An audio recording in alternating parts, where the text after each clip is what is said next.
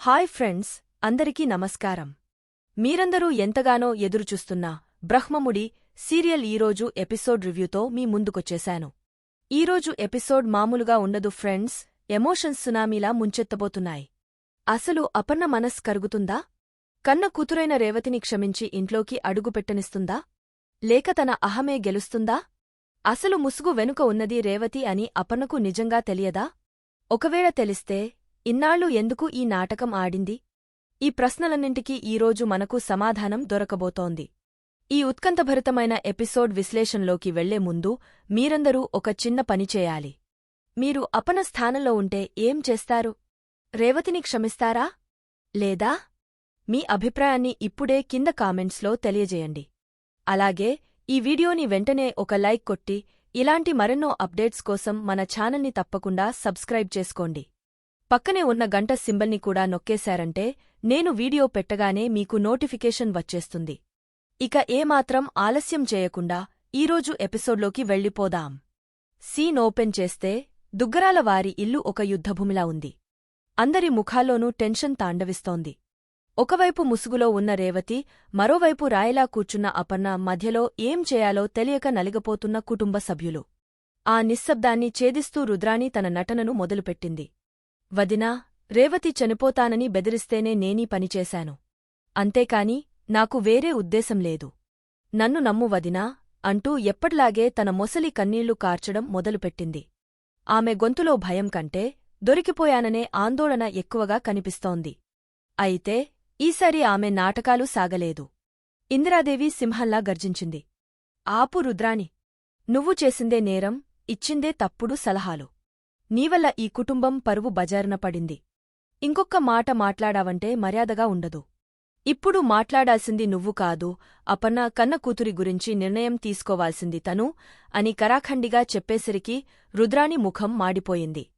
అందరి చూపులు ఇప్పుడు అపర్ణ వైపు తిరిగాయి. కుటుంబంలో ప్రతి ఒక్కరూ రేవతిని ఇంట్లోకి రానివ్వమని అపర్ణను బ్రతమాలుతున్నారు. కాని అపర్ణ మాత్రం ఒక శిలా విగ్రహంలా కదలకుండా, మెదలకుండా కూర్చుంది. ఆమె కళ్లలో కోపం లేదు, ద్వేషం లేదు. కాని ఏదో చెప్పలేని బాధ, ఒక అంతర్మథనం కనిపిస్తోంది. ఆమె మౌనాన్ని భరించలేక రాజ్ ముందుకు వచ్చాడు.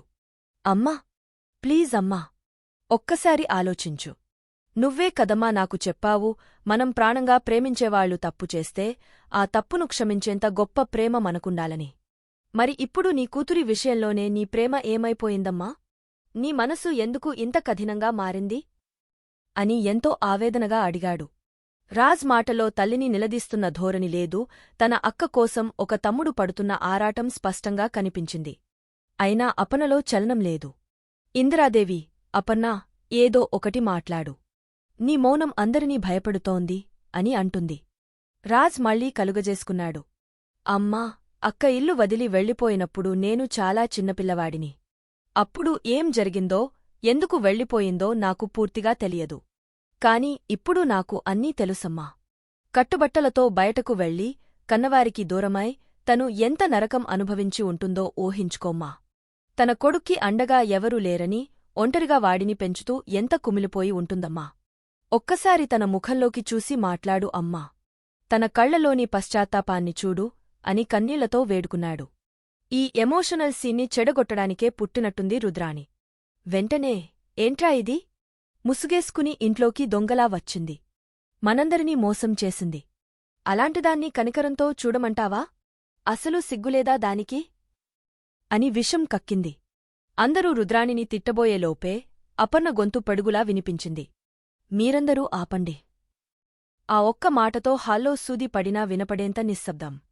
అందరూ ఉలిక్కిపడి ఆమె వైపు చూశారు. అపర్ణ నెమ్మదిగా లేచి నిలబడింది. ఆమె కళ్లలో నుండి 2 కన్నీటి చుక్కలు జారాయి. ఆ ముసుగులో ఉన్నది నా కూతురు రేవతి అని నాకు తెలుసు. అంతే?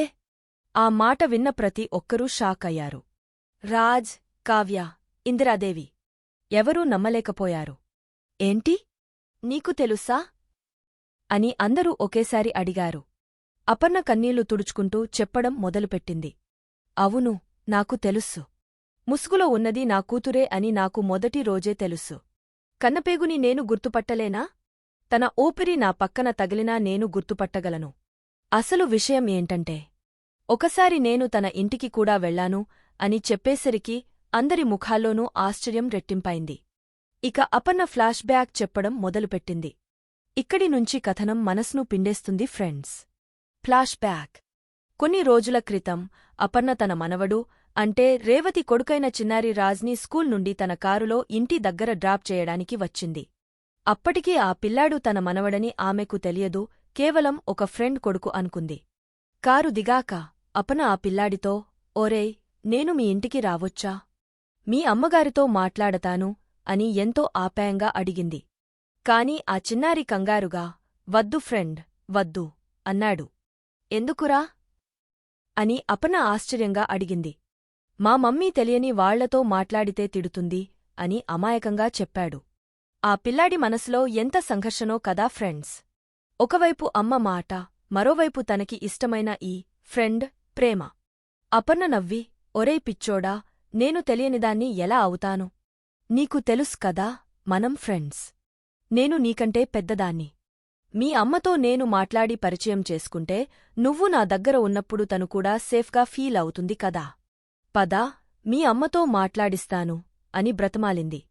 ఆ చిన్నారి మనసులో, అయ్యో, అమ్మ తనని ఎవరికీ చూపించొద్దని చెప్పింది. ఇప్పుడు ఈ ఫ్రెండ్ని లోపలికి తీసుకెళ్తే అమ్మ కోప్పడుతుందేమో అని భయపడి, ఫ్రెండ్, మా అమ్మ ఇంట్లో లేదు. పెళ్లికి వెళ్ళింది, సాయంత్రం వస్తుంది అని అబద్ధం చెప్పాడు.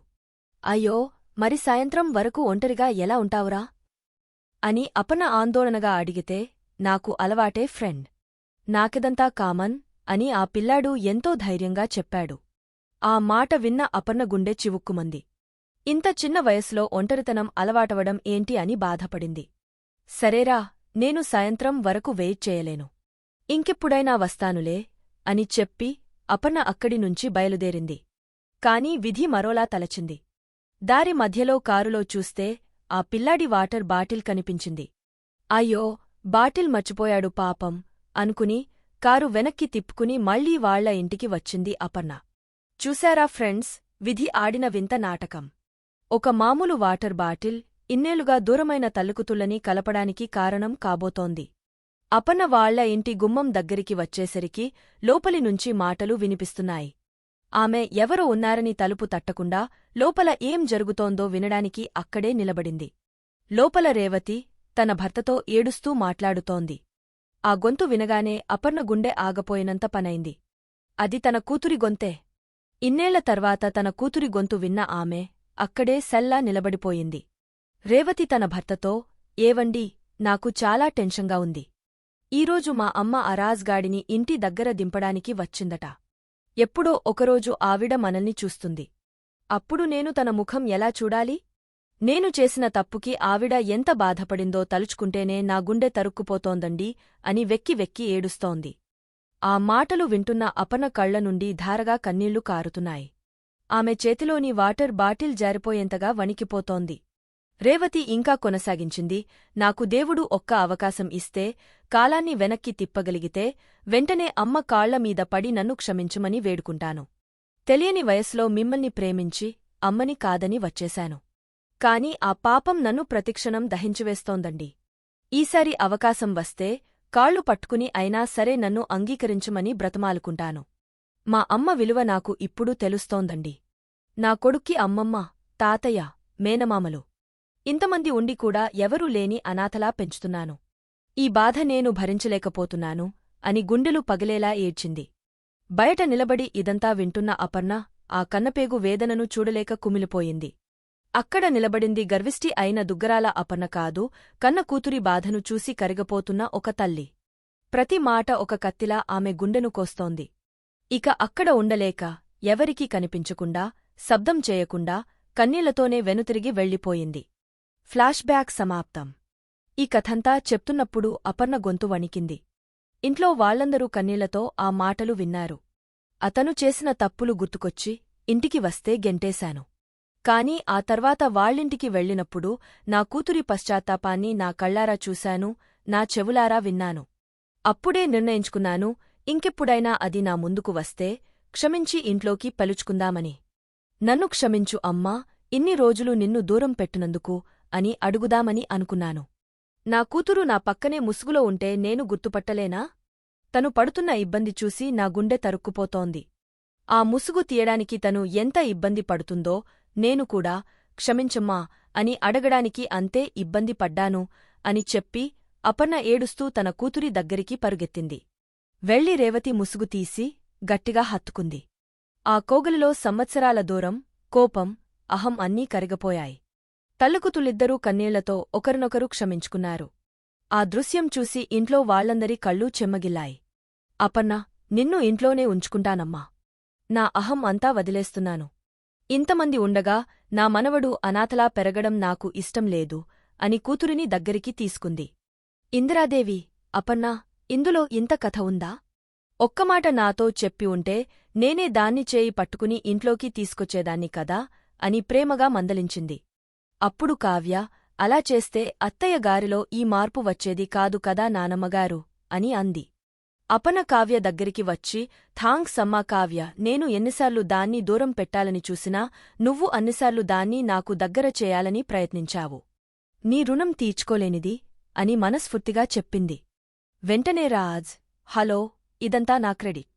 రానన్న అక్కని ఒప్పించి బ్రతమాలి తీసుకొచ్చింది నేను.